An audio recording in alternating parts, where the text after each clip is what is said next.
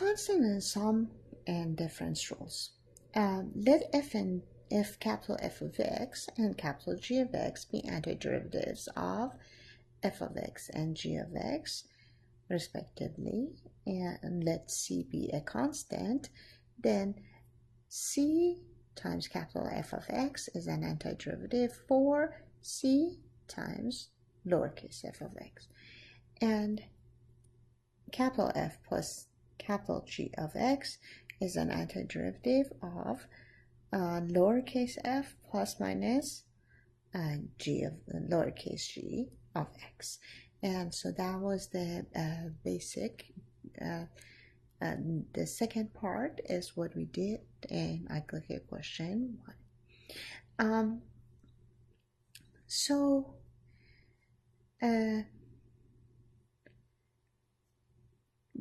We don't have any specific rules for product or quotient or composition as we did with derivatives.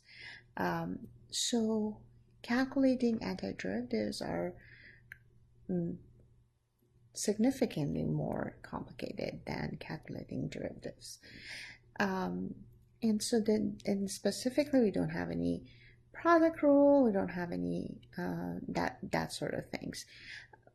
In chapter 5 and 6, we're going to develop some techniques, and some of them comes from basically chain rule, and some of them come from product rule in derivatives to take care of some of the product and quotient quotients that we want to find the antiderivatives of. But it's not, there's no rule. It's just different techniques that helps us take care of those type of functions.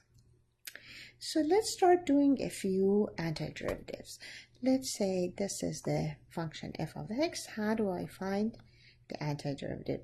Again, antiderivative starts with that elongated sum sign, and then you use this. Then you put a dx. That means that you're taking the antiderivative with respect to x. Now, if you remember, the sum rule is the opposite way of the the power rule is the undoing the power rule for the derivatives. So undoing power rule for derivatives is that first you add to your exponents of 1/2 stays.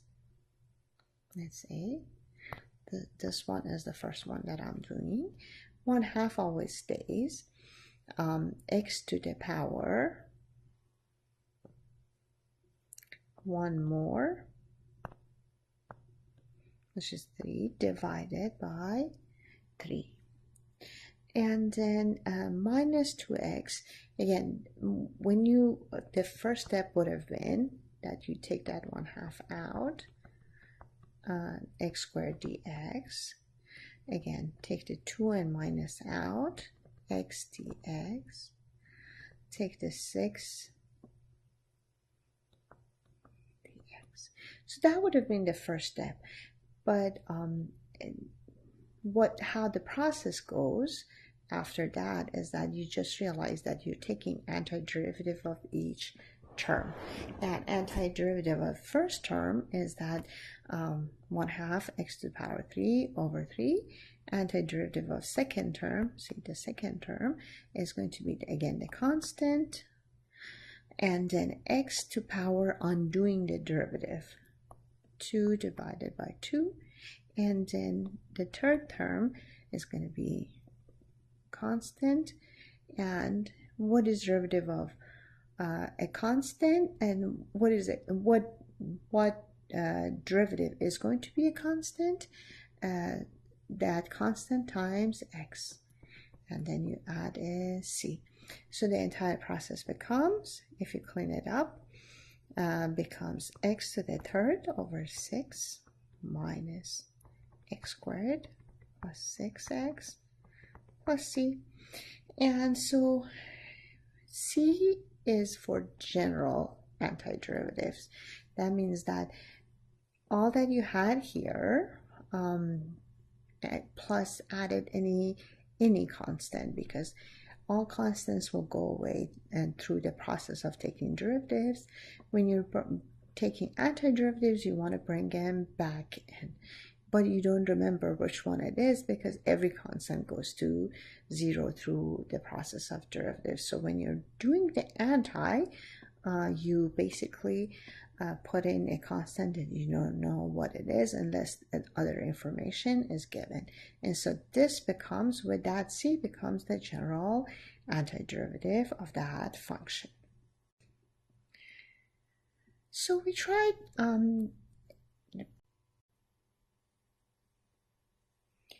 so let's do one more antiderivative. I'm looking at this function, g of x equal to x plus 5 times 2x minus 6. Again, we don't have a multiplication rule for antiderivative, so we have to find something else at this point. And even later, we just will have techniques. Here, though, I know the only technique that I have is the algebra of things. So what I do is I basically FOIL these two together, so I have different terms rather than a product. And so when I FOIL things together, then I get basically this value. And so now I try to find the antiderivative. And as I'm finding the antiderivative, again, if you remember last time, we're going to do first the first term, and then the second term, and the third term. And so the first term, 2 is the coefficient, then x has to, we're doing undoing the derivative, so I have to raise the exponent to 3 and divide by 3. Here again, 4 is the coefficient, undoing the derivative, so I go to power 2 divided by 2. And then minus 30, undoing the derivative, x was there, x to the power 1 over 1, and plus c, so it will be general form. 2/3 of x to the third plus 2x squared minus 30x plus c is the answer. Now, let's find another antiderivative. This time it feels like it's a quotient rule. Again, we know that there's no quotient rule for antiderivative, so we have to do something else. Do the algebra. So I write this as 3 over square root of t plus t over square root of t plus t squared over square root of t. And then I clean it up a little further. This is 3t to the power negative 1/2. This one is t to the power positive 1/2. This one is t to the power, so 2 minus 1/2, which is 3/2. Now take the antiderivative.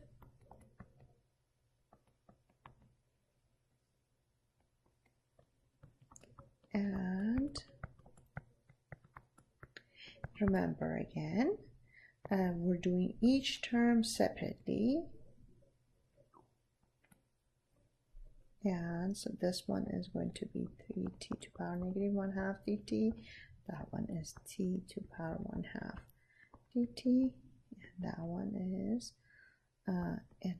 integral of 3 to the power 3/2 dt. And so they all add up to, first one, coefficient, t to the power 1 more, negative 1/2 plus 1/2 is 1/2. Then you divide by 1/2. Then t to the power 1/2 plus 1, which is 3/2, divide by 3/2. Plus t to the power 3, then half plus 1, which is 5/2 over 5/2. plus c. So when I'm saying over 1/2, that means that I have to multiply by the reciprocal. So I get 6t to the power 1/2. Here by reciprocal, I get 3t to the power 3/2 divided by, 2 divided by 3. And then for this one, 2t to the power 5/2 t and t divided by 5 plus c. And that becomes the antiderivative. Now, how do I take the antiderivative